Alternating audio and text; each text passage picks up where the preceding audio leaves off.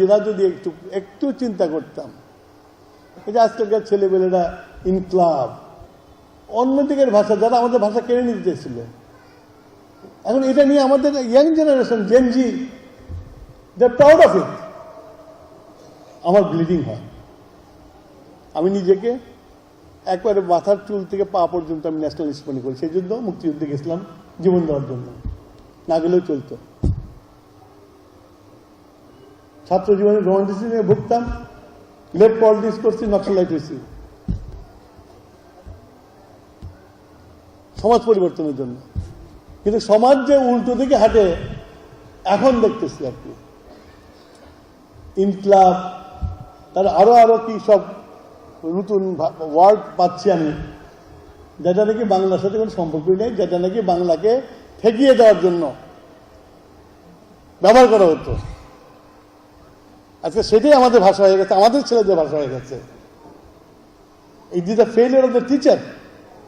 Corona তুমি কিছু মনে করো না, তোমরাও শিখে। ধরনের ঘটনা ঘটে যখন কোনো দেশে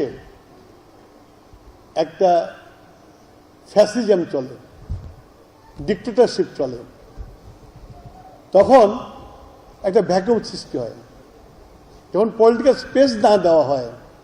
যেমন আমরা বিএনপি ছিলাম, ওই ডিক্টেটর যদি একটা স্পেস তৈরি করতো অপোজিশনের জন্য, তাহলে কিন্তু আজকে এই দেশে এই অবঘটে হতো না। স্পেস তৈরি করতে দেয় নাই বিএনপি অজন রান।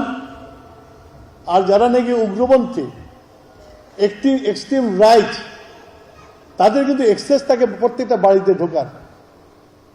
তার ঢুকেছে, ঢুকে মানুষের মাথা খেয়েছে, এবং তার রেজাল্ট হলে এবারকার ইলেকশন আমি দেখলাম বেহেশতের টিকিট।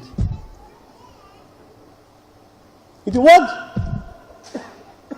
আমাদের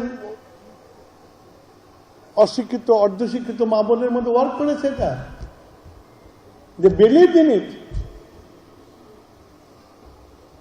তা না হলে ভোটের প্যাটার্ন এরকম হওয়ার কথা, সারা দেশে ভোটের প্যাটার্ন এরকম হওয়ার কথা না।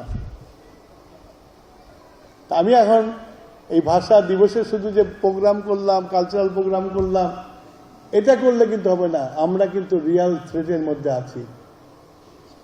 মেবি আমার জন্য I am in my fag end of life, কিন্তু তোমরা যারা এখানে ইয়াং আছো, তোমরা যারা আছো, তাদের কিন্তু ভাবতে হবে, নাহলে কিন্তু আস্তে আস্তে এক্সট্রিম রাইটে চলে যাবে। এবং এক্সট্রিম রাইটে যাওয়ার পরে এখানে যারা আছেন, আরব স্প্রিং দেখেছেন না? আরব স্প্রিং দেখার পরে যে ভোট হয়েছিল, তখন কিন্তু এক্সট্রিম রাইটদের উত্থান হয়েছিল।